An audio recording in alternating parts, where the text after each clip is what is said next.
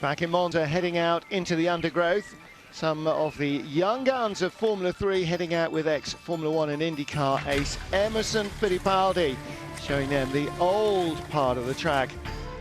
So old that even Emerson never got a chance to race on the bank circuit.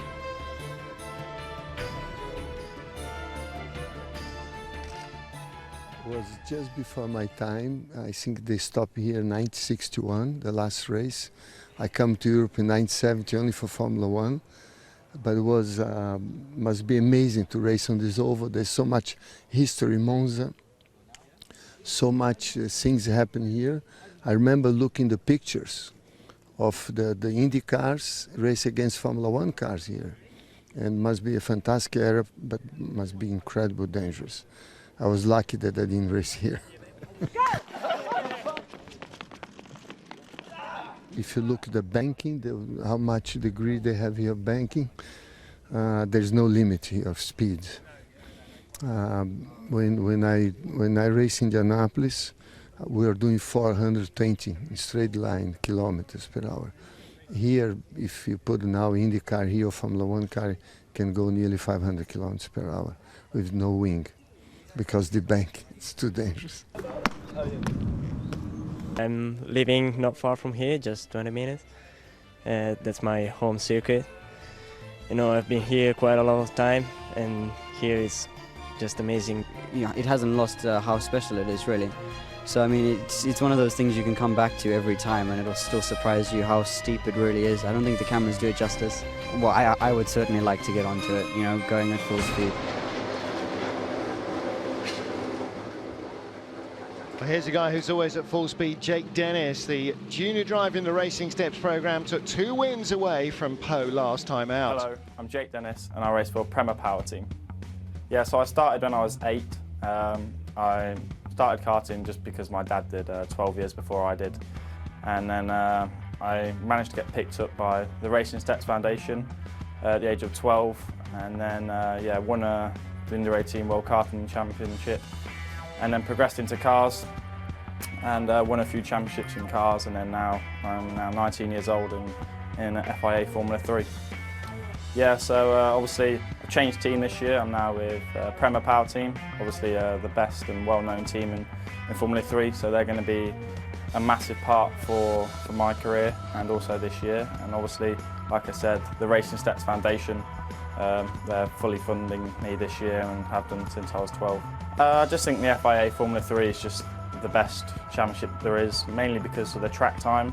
There's 11 rounds, which equals to 33 races, so the track time you get in the car is just phenomenal.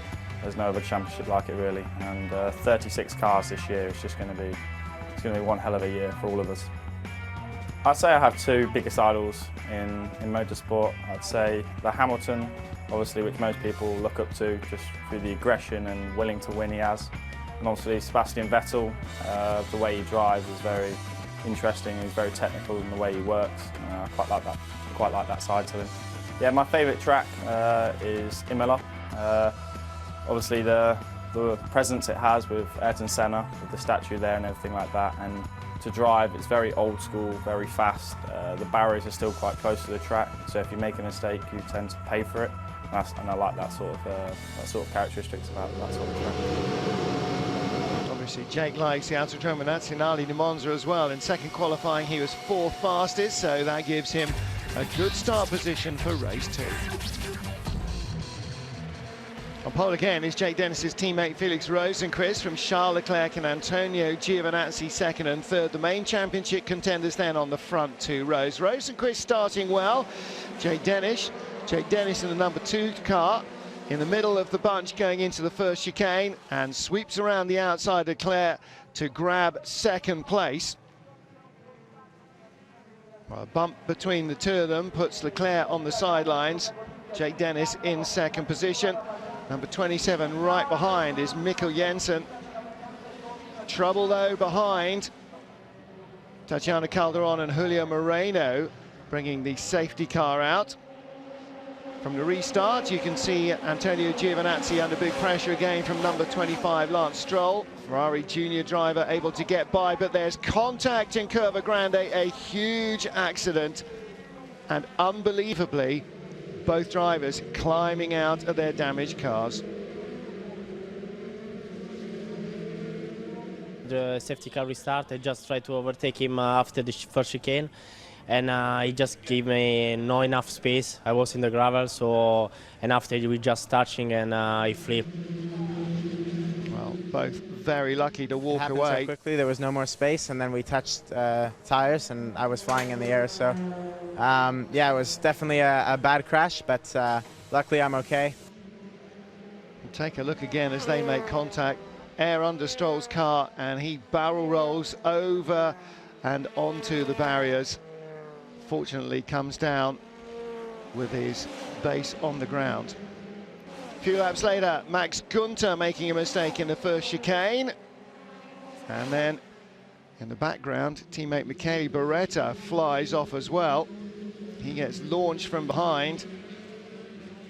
And another race incident that could have ended up with very serious consequences. My front right touches front left, and I start flipping, and that's it. And now I'm good, and everything is fine.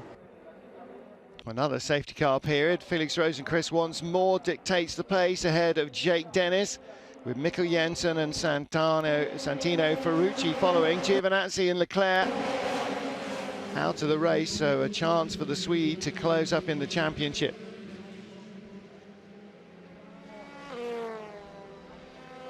Slipstreaming battles all the way through the field. Is number 4 Gustavo Menezes with the blue car of George Russell, Brandon Maizano and Marcus Pommer. Menezes flies out and again into the Lesmos. Long way off. He loses his position, but he lucks in because there's a red flag after yet another incident. Matt Rao and Alessio Lorandi making contact. And so the last completed lap was what counted for the books. Menezes hanging on to 5th place. And through all the carnage, Felix Rosenqvist keeping the win, but only half points because the race hadn't gone 75% of full race distance, which it needs for full point scoring. So Felix Rosenqvist gets half a win, Jake Dennis half a second, Mikkel Jensen half a third, and so on down. 4th place for Santino Ferrucci, his best result of the season, ahead of Brandon Maizano and George Russell. The safety car periods making it a tough race for all.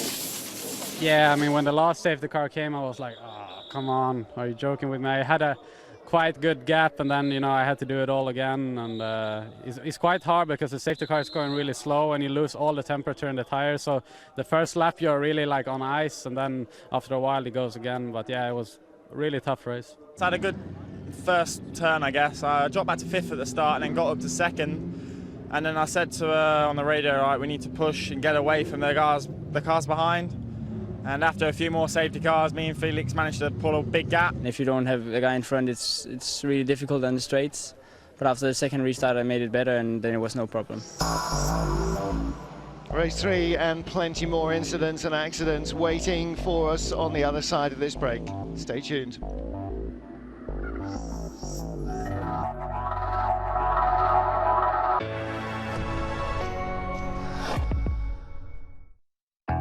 With the Eurosport app, get live coverage of all your favorite sports. Check on the fortunes of your favorite teams and players. Follow the matches and events live. Download now. Eurosport, the benchmark in sports apps.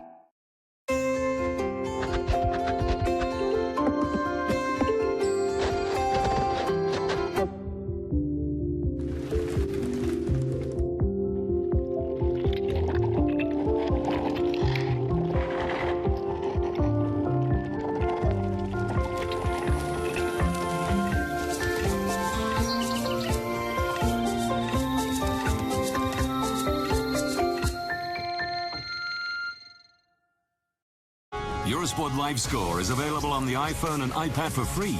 Every competition, every result, live comments. Eurosport Live Score, available on the App Store.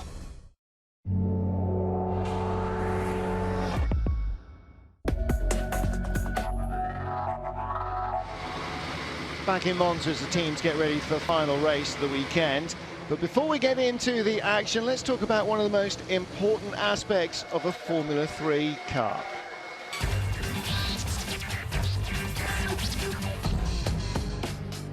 Well, we all know that old race tyres are used as safety barriers on tracks, but before they get to that, they have to provide grip for the drivers. Hankook provides this grip for the 4th consecutive year in the European Formula 3 Championship, with the tyre specially developed for the series. Formula 3 tyre is a specification of 13-inch inside diameter. Then we have for the front axle 180 millimeters and for the rear axle 240 millimeters. The tyre looks very simple, but we have more than 3,000 materials in, so it's very difficult to combine everything and to have a good performance. Of course, you don't always use a slick tyre. The weather will dictate exactly what you need.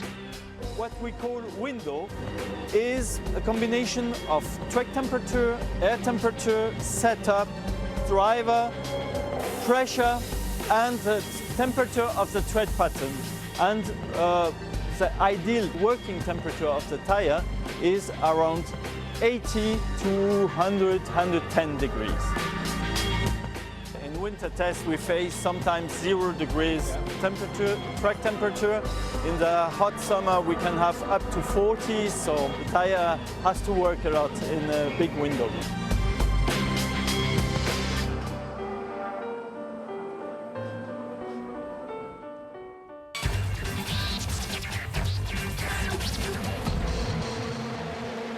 Felix Rosenqvist completing a hat-trick of poles at Monza after the drivers were read the riot act on Saturday night by the race director. They got away with Charles Leclerc, the number 7 car, challenging on the run down to the first corner. Then number 2, Jake Dennis, and Antonio Giovinazzi trying to go outside, inside at the first chicane. There's the habitual first corner crash behind, but Leclerc makes his start well and goes into second place. However, the incidents are just about to start. Giovinazzi's teammate Ryan Tvita had a crash at the first corner. Rosenqvist leading as Ferrucci goes straight through the second chicane. Milka Motorsport teammate Mikkel Jensen also has problems. This is Ryan Tvita and Fabian Schiller down at the first corner. As you can see, big incident bringing out the safety car. After restart, Leclerc once more tries to hang on to second place, trying to get by Jake Dennis. Dennis hangs on to second place at the second chicane. Behind them, Menezes, Maizano, Jensen and Ferrucci battling for 5th. Ferrucci into Ascari too quickly. His 17th birthday on Sunday in Monza, but not a good place to take his teammate off. Long straight down to the Parabolica. Lance Stroll in the number 25 car on the inside. The Milka Motorsport driver using all the brand new tarmac runoff area and more as he battles with Ferrucci, with Jensen rather. The race director spent 2 hours briefing the drivers on what would not be considered acceptable. However, it didn't seem to make as much difference as maybe it ought to have done. Mikkel Jensen off in the gravel after contact. Safety car is out once more.